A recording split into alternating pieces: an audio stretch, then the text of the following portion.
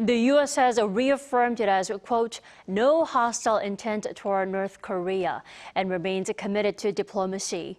The comment from the State Department follows Kim Jong-un's call on Wednesday to beef up war preparations. Our North Korean affairs correspondent Kim Jung-sil starts us off.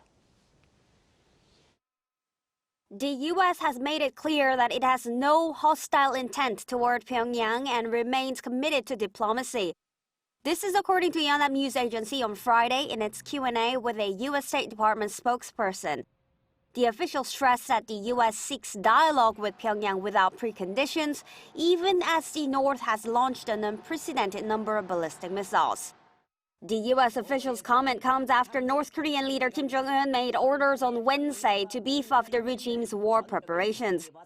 According to the North State-run Korean Central News Agency, during the year-end plenary session of the Central Committee of the North's ruling Workers' Party, Kim set forth the tasks to, quote, further accelerate war preparations, saying the U.S. is engaged in unprecedented acts of confrontation against the regime.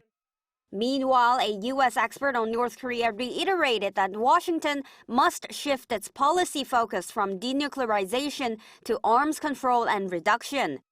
Yong-suk Lee, a former deputy assistant director of the Korea Mission Center at the CIA, recently wrote on the Foreign Policy Research Institute's website that the first step to this process is to, quote, politically accept North Korea's de facto status as a nuclear weapons state.